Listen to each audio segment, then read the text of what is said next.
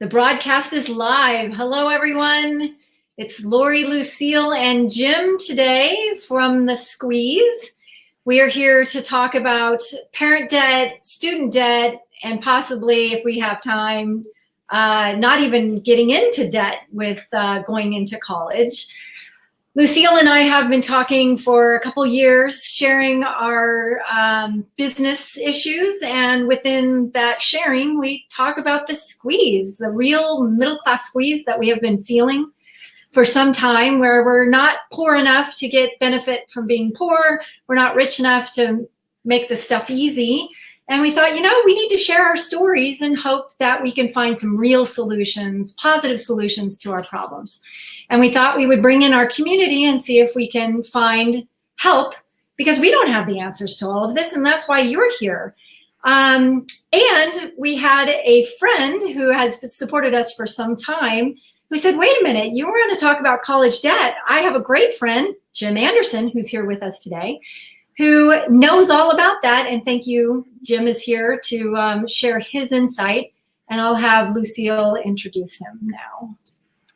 Yes, we're thrilled to have Jim. And if anyone saw our last show, which you could see on our Facebook page, you'd hear, my angst about college debt.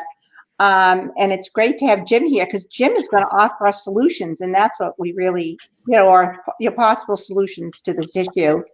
And we are so grateful. Jim is the founder of Making College Worth It. And he's been helping families for the last 8 years prepare for college, to actually find the right college, and also guiding them through the financial aid process. So I'm really interested, Jim, in hearing, how you got into this whole thing, because I know you were in IT before and financial planning. So tell me what prompted you to get into this.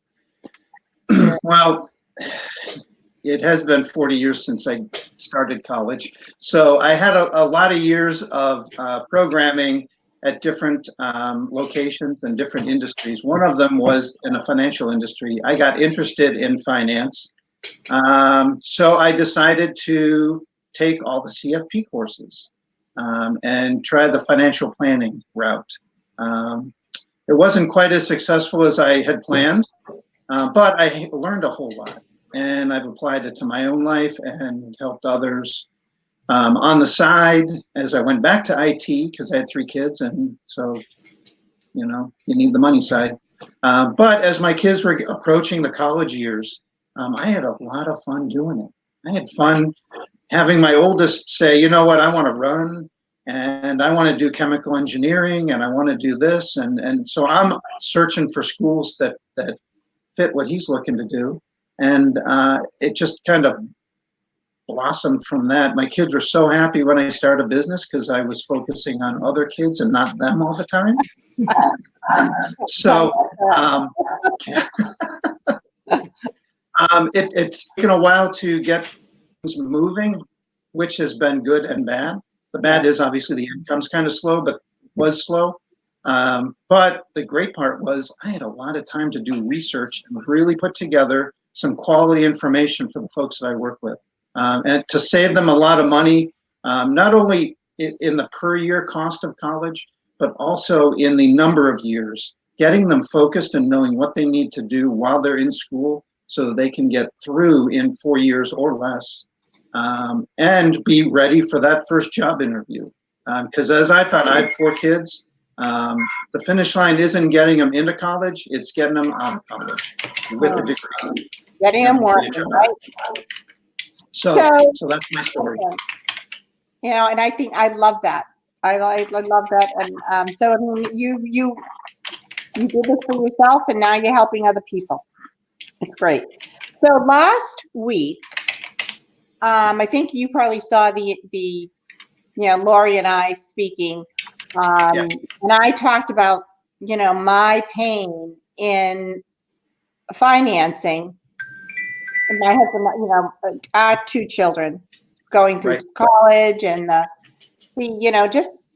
taking out all these Parent Plus loans, it was a very difficult difficult financially, and we ended up consolidating part of the loan and then refinancing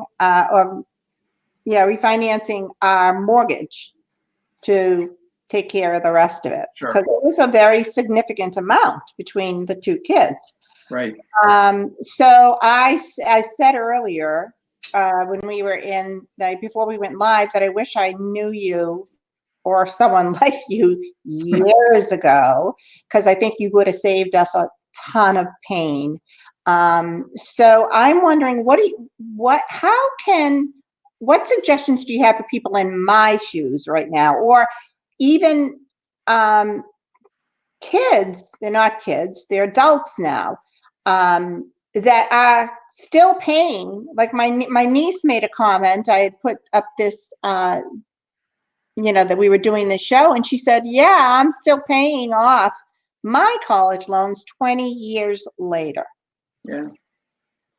Yeah, that's a common theme where if you're not making the at least the interest payment part of it, it's just getting bigger.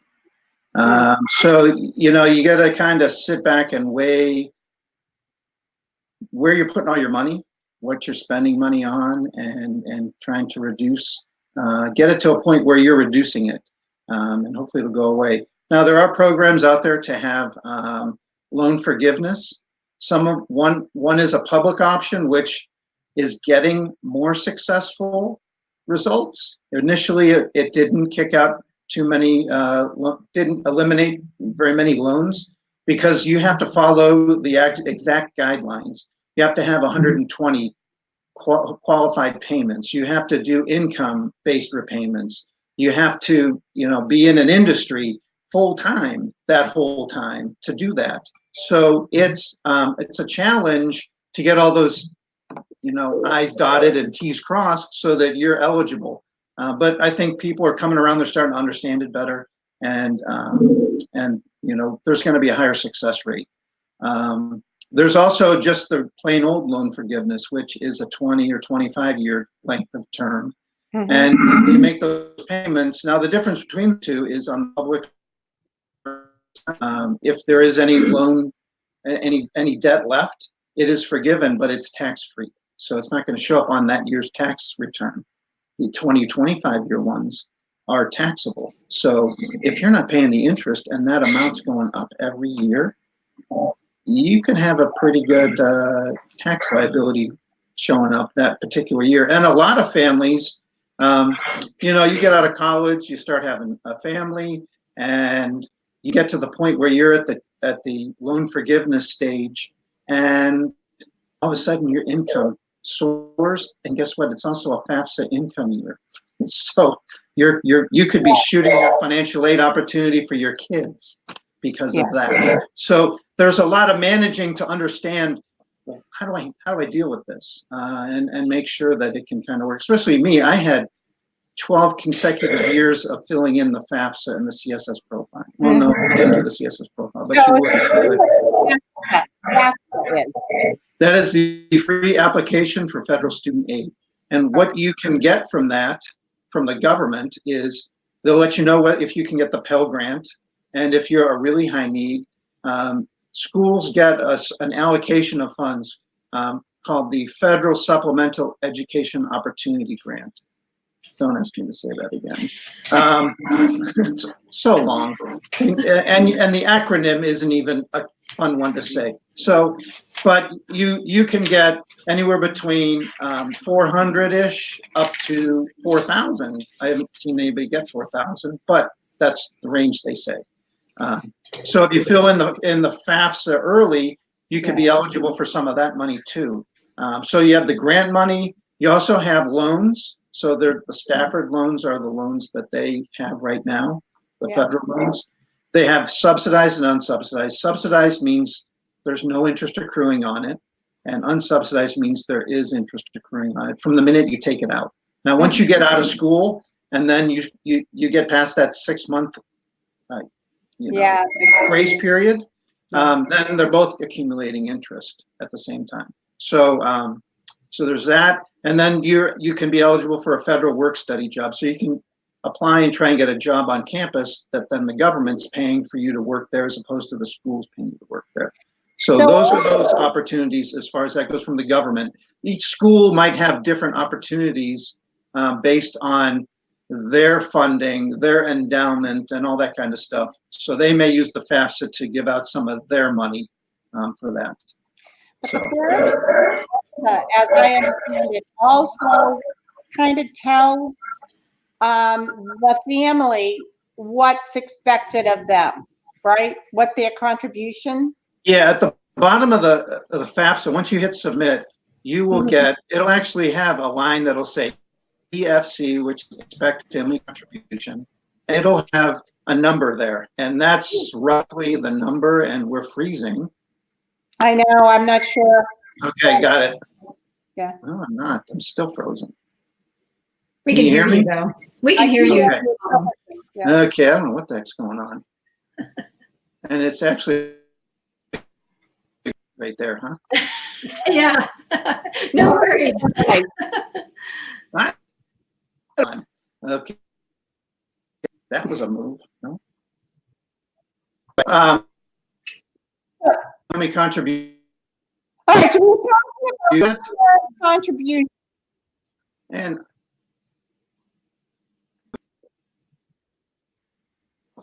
Oh, stop cam start. okay. You could try that. On my end, everybody looks fine. Yeah, Am I moving? No, but you're talking.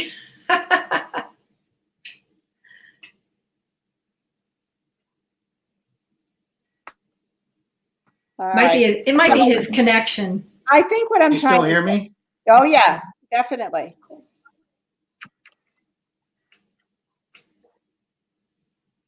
Definitely.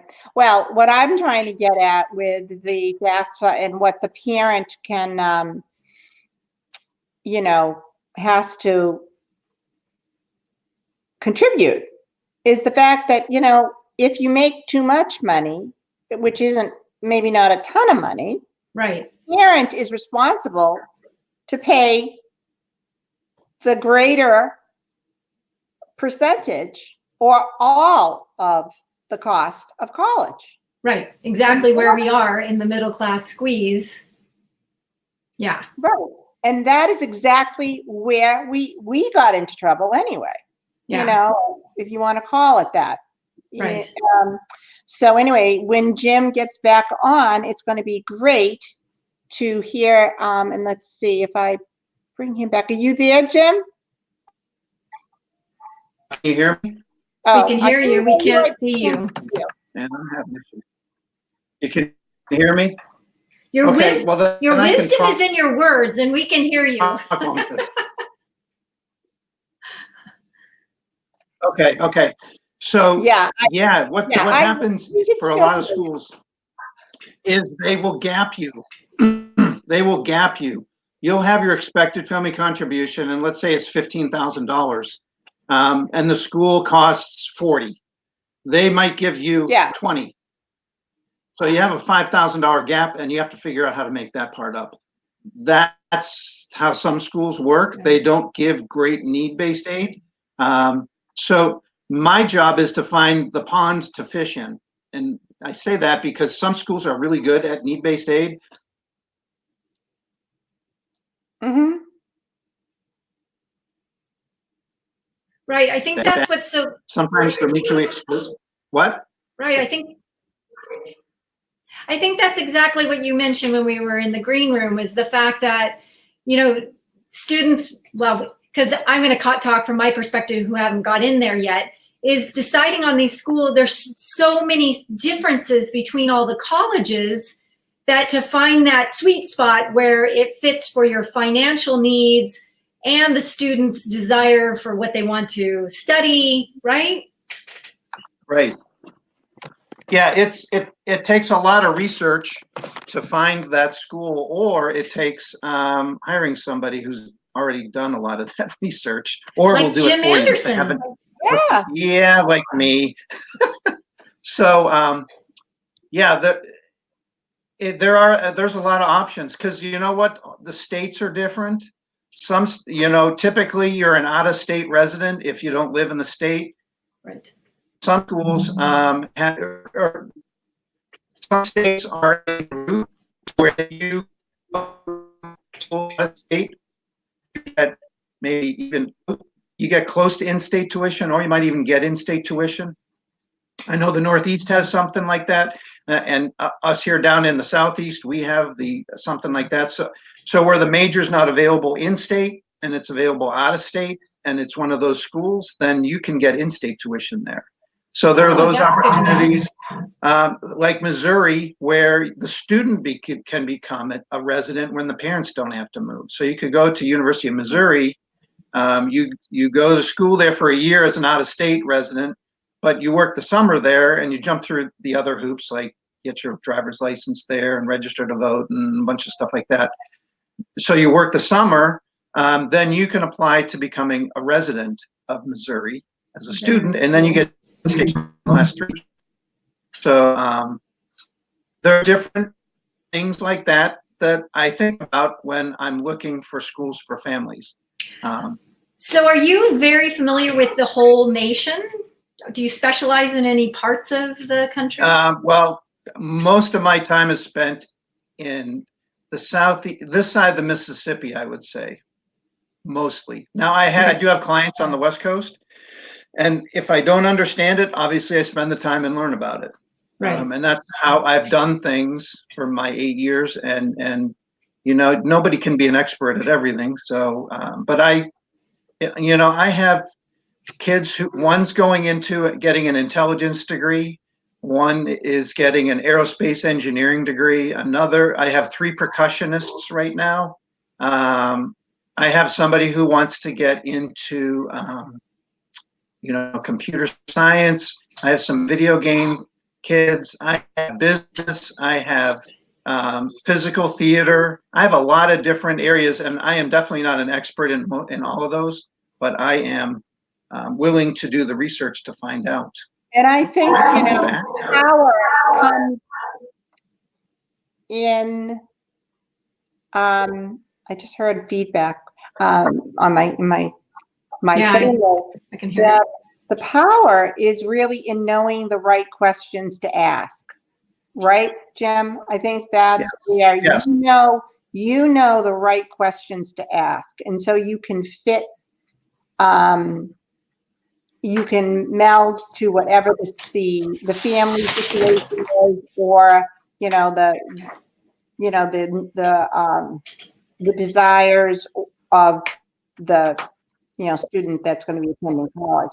But I want you to go back again to there you are, to those of us who our kids are already in careers. They're working. We're still struggling with the debt, however. I wanted to ask you whether you thought consolidating or refinancing is the best bet. There's pros and cons to each, and you kind of have to figure out which one works best for your situation.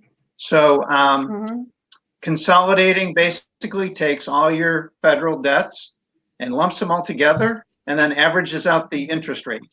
So it's a different way. It kind of simplifies things for you. And if when you consolidate, you keep them to be federal loans, so that you still have the flexibility of the type of payments you want to make. Now, if you want to refinance, that's typically going to a private loan. So you'll have to go through those separate hoops. You might not have you might get a better interest rate, but then you might not have the repayment options that work best for you. And I am back. I can see myself. You are. All right. Cool.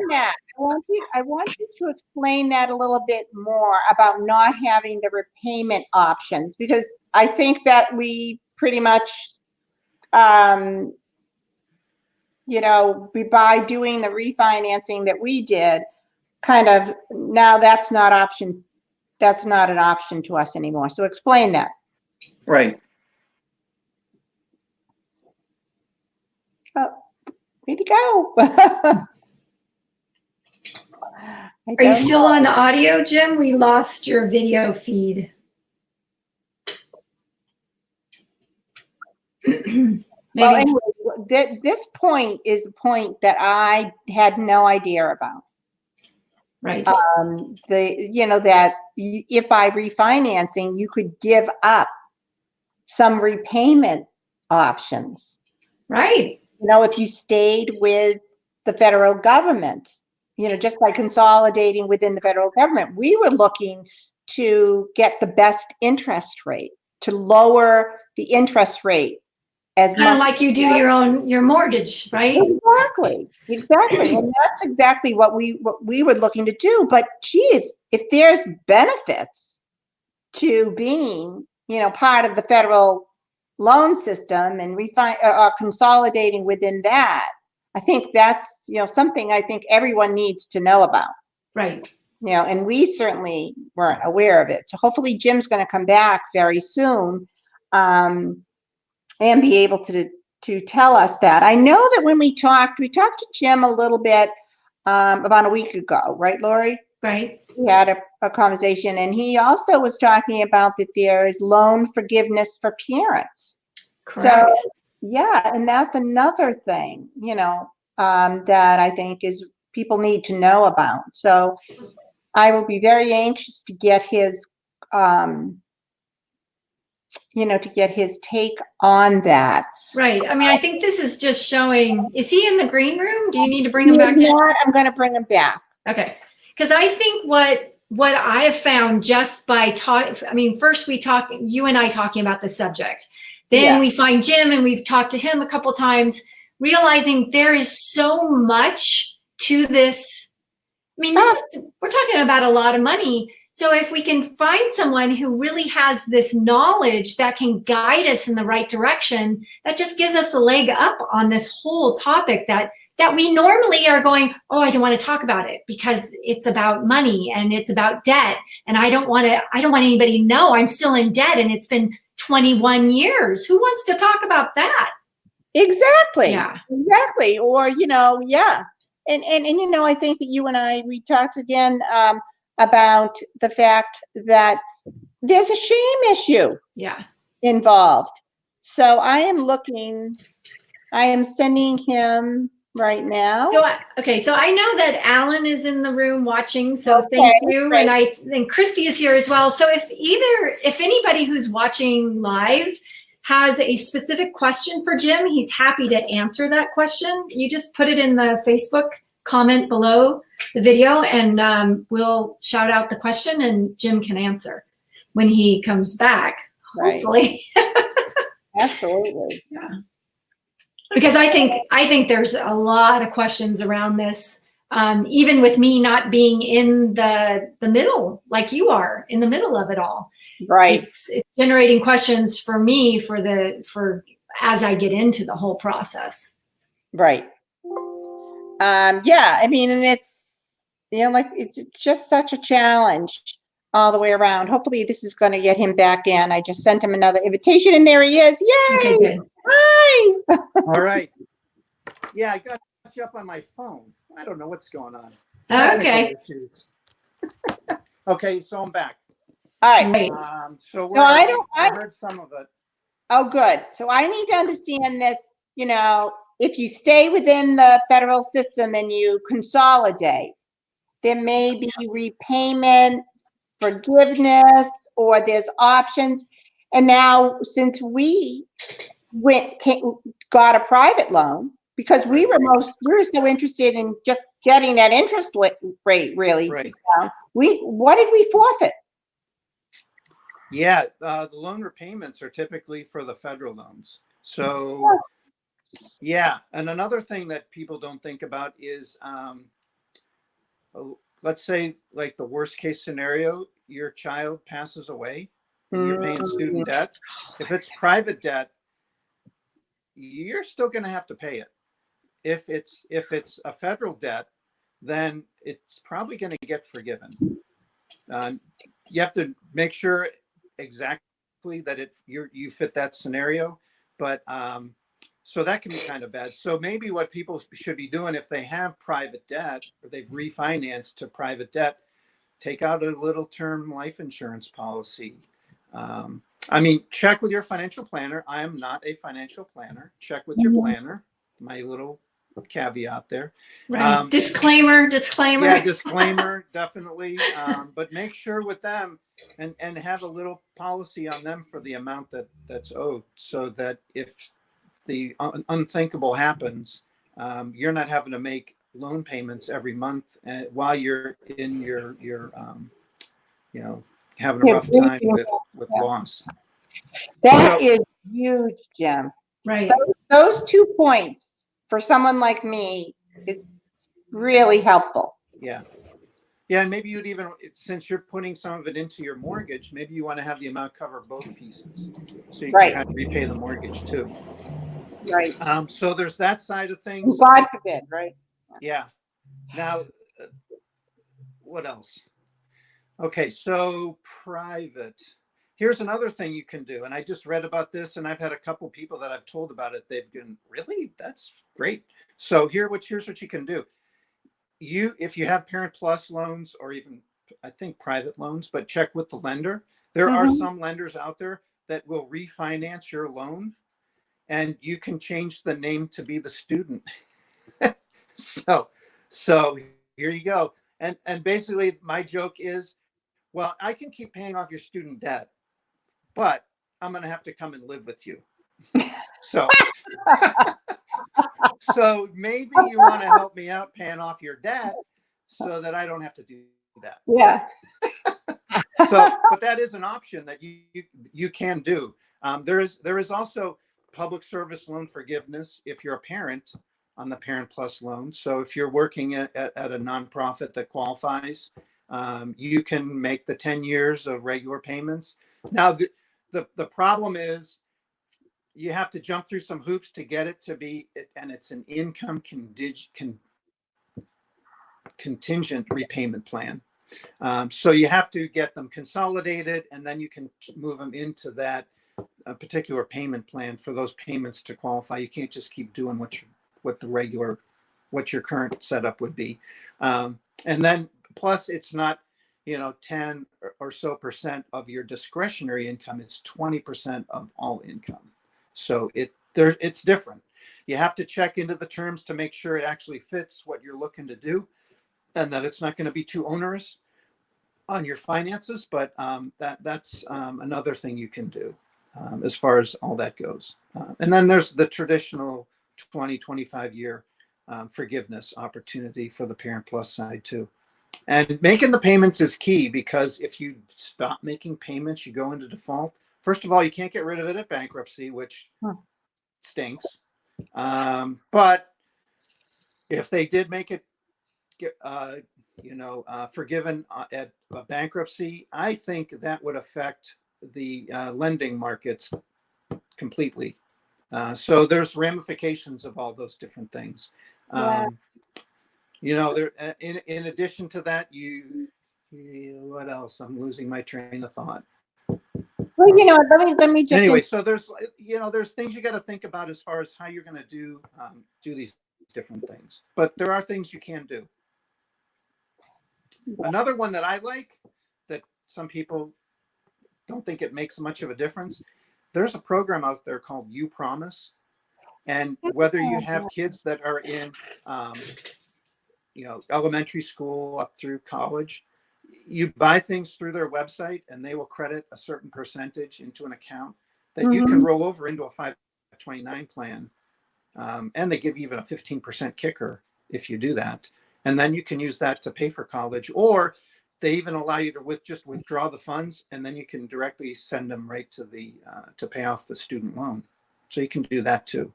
So there's just different little things out there that, individually it might not sound like a lot, but if you're a big online shopper, they have a good list of retail out there and restaurants too. So you can some serious coin built up to help pay it off. It sounds like there's a lot of changes, and by coming to someone like you're on top of it. It's like social media. You wake up the Yeah. next morning, it's totally changed. Yeah. Yeah, there's a lot of different changes. Obviously, the political arena right now, it's kind of a three-ring circus, but student debt is a huge issue, or it's a talked about issue, and they think it's a crisis. I'm not of the ilk that believes it's a crisis for the nation. I think it's a crisis for families that have a lot of it. So it's an individual crisis. If you have 20 grand of student debt and you're making 100 grand, you're not in crisis mode. You're making 50 grand, you're still really not in crisis mode. Yeah. Now, the typical numbers I keep reading are, if you come out of school with the same amount of debt as your first year income, you'll be okay. It's when you are making 30 grand and you have 80,000 student debt, that's a tough one. You got to find a way to get some money forgiven. And nowadays, they've actually started adding a new employee benefit at companies for student loan repayment. So don't think it's all for the employee. It's a nice little extra perk, but they do it for employee retention. When I was young, I was job hopping to get my salary bumped up. And I don't think that's changed a whole lot over the years. So younger graduates, they jump around, and it costs businesses a lot of money to find somebody new and then train them to get to the point where you were when you left. So for them to drop 100 or 200 a month for 5 years to help pay off some student debt gives them some great marketing and excitement in that. Great idea. But it's not much compared to how much they would be spending if that person left. So it helps both sides. It's not just that we're doing a great thing for you. Right. Anyway. It's so a win-win. Yes. It is. It's a win-win for both sides. But again, you don't want to take that, $200 a month for 12 months. That's $2,400. If you got another job that's paying you $3,000 more, take the $3,000 more and use the extra to pay off your own student debt. Right. And you actually come out with $600 extra in that case. Now that might be a little different, but all other things being equal, if that's an extra perk, hey, that could sway whether you go to that business or not. I've actually tried to contact a couple of the platforms that administer those plans and say, give me the names of the businesses that are using yours so I can send them to my college kids and say, hey, these companies have student loan forgiveness plans. You might want to check them out. Yes. But I have never gotten any feedback. I have a short list of but businesses that have it, and they just don't give you that. They haven't responded to me yet. But I would think are they on social media? To get some good employees. Are they on social media? You should tweet them. I'm not kidding. I'll send them. People respond. I'll send them the video. Yeah. Yes. Yeah. Because this is a benefit. This is where I think small businesses don't see the benefit. By you bringing this up, this is a win for them. This is a win for the employee, and they just miss that opportunity without. Yes. Yeah. Yep. Definitely. Now the current political arena where they're talking about forgiving everybody's student debt, I go back and forth on that. Yeah, it could be some economic value for that, but some kids, when you're old, you can, anybody under 40 is a kid. So there's the economic impact that now they can start their family sooner and buy a house, and student debt is just cancer. I think it's kind of funny that everyone wants to get rid of student debt so they can buy a house and take on 10 times the amount of debt that they already have as student debt. But that's just me. So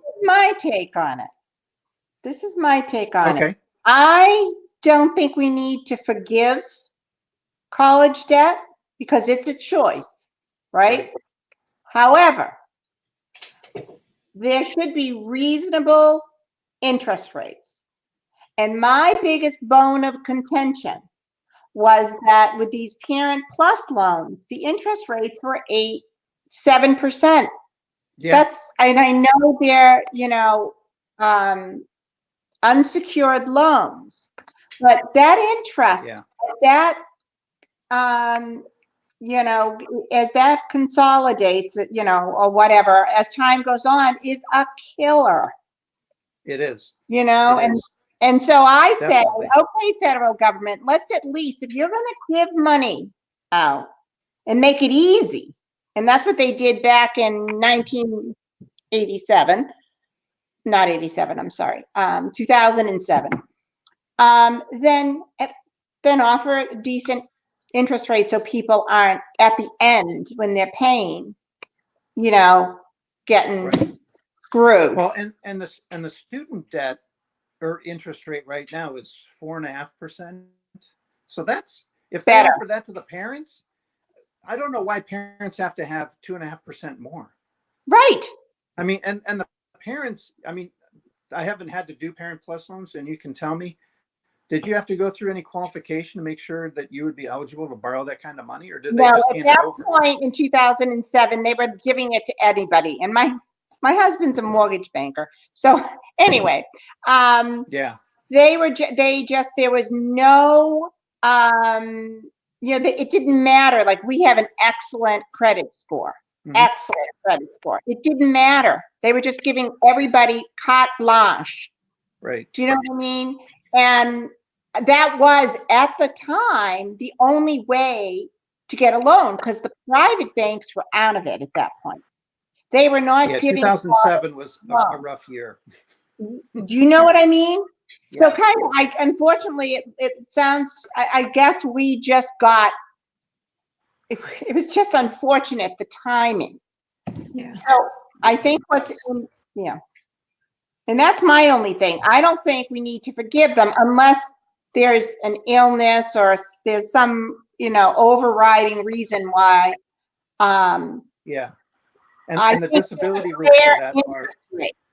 yeah, the disability rules, you have to be pretty much permanently disabled in order to get your debt forgiven in that case. Right. So it's really tough to get rid of.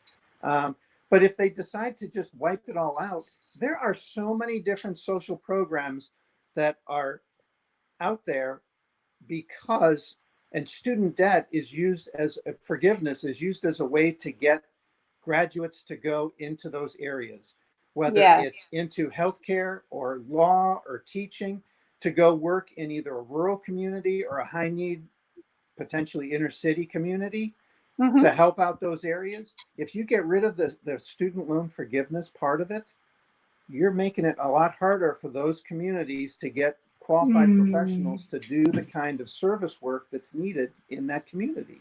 And in but no one ever talks about that. They so talk about important. other stuff. So there's a lot of different things that need to be spoken about in that area.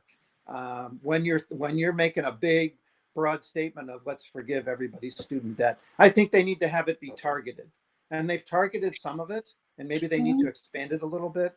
But I think there are ways to not take on all that big debt, and a lot of it starts off with school selection. Yes. So that's the key to preventing, because as I tell everybody I talk to, the easiest debt to pay off is the one you don't take. Right. So yeah, if you have zero debt, then you have a zero payment. So and that can be key, because right now there are a lot of two-year graduate positions. You get your associate's degree, and they make more money than a lot of folks who get a 4-year degree and come out. And if you have a 2-year degree, a lot of states are making it where it doesn't cost hardly anything, if at all. And then you tie in some of the tax credits that are available, and it's basically, if you live at home, it's not going to be any higher cost than you already living at home. You have the food and the housing's already covered with your folks, and you go and you get your degree, and there was an article in Atlanta a few months ago. Superior Plumbing, their plumbers average making $90,000 a year in Atlanta. Yeah. And our cost of living is way lower than your two costs of living. Yeah. So Yeah. 90, you can make a pretty good life making 90 grand a year here. I'm sending might my be a son little to tighter, Atlanta to be a plumber. Exactly. Yeah. I'm gonna No, get no, you know what? retweeted to Atlanta plumbers. Even here in the Northeast, plumbers, electricians, those trades are making great incomes because first of all, there's a small supply. We need to really encourage more children. And that's the other problem, to go into the trades. Right. Yes. College And you're not isn't going to get for outsourced everyone. to another country. You can't get your plumbing fixed from somebody who's living in India or China. Right. Right. You have to live within however many miles of where that job needs to be done. Yeah. So, and you have no student debt. So you're making 90 grand with no student debt. Yeah. As opposed to 30 grand with 30,000 of student debt or however much. Right. And I have a problem with this debt thing. I mean, just let's circle back around to like the blanket forgiveness. Yeah. I mean, I feel like I was raised by people who went through the Depression. Going into debt was the wrong thing to do. So we've always talked about that. And if I'm being so smart, I mean, I went to college. I specifically picked my college because I didn't want to go into debt. I walked out of college with no debt. And then I've got someone alongside me who chose to go to a higher end school that spent all this money on debt and their education, and they're just going to get it wiped out. I mean, I have a hard time with that. Yeah. Yeah. Well, and here in Atlanta, we have Morehouse College, and they had a big-hearted billionaire do the commencement speech, and he said, "I'm going to pay every one of your student loans." Yeah, saw that. Which is awesome. Now, my question is, did he hit the target? Because I know families that where one of the parents might be a small business owner, and they're knocking it out of the park. They're making really good money, and they'll say, you know what? I would borrow every cent I could to pay for my child to go to school, and I would take that money and I'd invest it in my business because I'll get a better rate of return doing that. That child could be sitting in that graduating class next to somebody whose family, like you're describing, it's kind of a Dave Ramsey disciple. So they're going to scrimp and save and spend every dollar they've earned to pay for college and not take out little, if any, debt. And they're sitting next to each other. And one of them is just happy as a clam because they've got 100,000 of student debt paid off. And the other one has none paid off. And the families really are switched as to who could have afforded paying it off and who couldn't have. So it's an interesting, it's a different way to look at things. And I tend to do that. Right. So, I mean, that was a wonderful, generous consideration. Biggest gift I've ever heard of as far as amazingly wonderful. But yeah, I hear the subtleties of that. So we have a couple comments on our page. Cool. I just wanted to, first of all, AJ Rogers, thank you for being here. She mentioned that there's so many great points that we're touching on. She also is in social media, so she wrote, people respond on social media because they either don't want to be embarrassed by their behavior or they want to be part of the solution. And that is the reason we're doing this, is we want to be part of the positive solution. We're not here to fight about politics, if you're on the right or the left. We're here to just find solutions for the common people of the United States so that we can move forward in a positive way. So I appreciate it. And she also said that, yeah, she remembers in 2007, they were giving away loans like M&Ms. Yeah. You know what? I wished I'd have taken some of those M&Ms because I was paying for college with assets that had depreciated. And I should have borrowed what I could. And then once the assets, came back to the normal level where they were, and then pay the debt off. Yeah. So there's a lot of different people got punished in different ways because of what the market did and then the resulting increases in tuition because state governments weren't kicking. They'll say they were, but on a per child basis, they were spending less. When I went to University of Illinois, and back when I went to school, the state was contributing $12 for every dollar of tuition I paid. And 4 or 5 years ago, they had an article that it's finally got to the point where for the student paying $1, the state is now paying less than $1. Wow. So the funding model has shifted dramatically over the years. And who takes the brunt of it? The student with the higher Absolutely. tuition. And the Or you parents. get the schools that say we're gonna bring as many out-of-state students into our in-state public university to offset. They'll do things to try and get that revenue boost. So it's interesting. I could talk about this all day. But. Right. Which I think we've kind of gone over the time Yeah. we were going to talk. Yeah. The great We have. The great, go ahead. The great thing is that you have agreed to come back on Sure. October 24th, and we will continue the discussion. So we really appreciate, and this is your website. I just want to put this up. Come on. It's not happening. There it is. Making college worth it. And they can find out a lot about you and what you do and how you help families. And I would like you, Jim, just to say how else they can contact you. What's your Twitter handle and your email, maybe? Oh, goodness. My email is just jimanderson@makingcollegeworthit.com. Perfect. Actually, it's all listed on the website. I do have links to my social media on the website. So if you go there, you can go wherever. Okay, that's to find terrific. out more.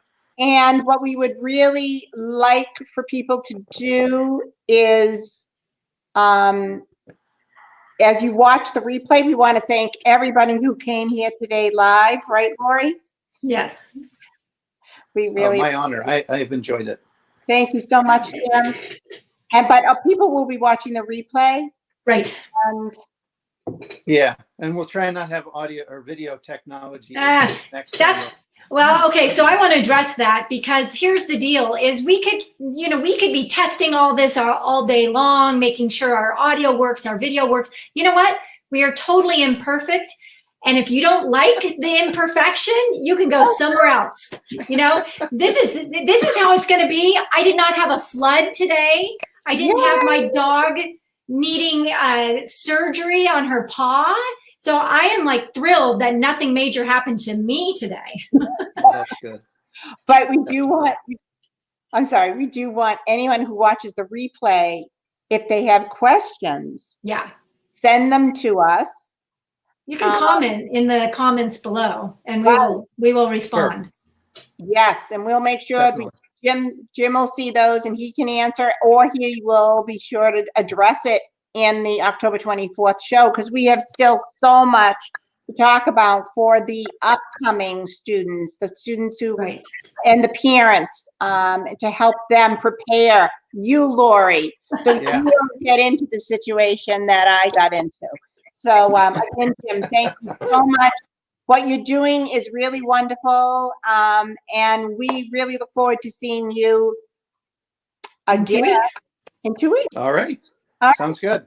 Plus, we want to also say one of the reasons we did all of this is because we really want to be more informed, and we want to help you become more informed and to just vote. I mean, I think that is so important. Yeah. I got my husband to vote after 50 something years, had never voted in his life, and he's voting. So it's very important to me, and I think to Lucille as well. Yeah, that is something we want everyone to register. We don't care how they vote, but just vote, because it's important. It's Right. just important. So, Yeah. Anyway, that's Awesome. that's a wrap, guys. That's a wrap. Thank you for See in a coming. couple weeks. Have a great day. Bye. You too. Thanks Bye-bye. so much. Bye-bye.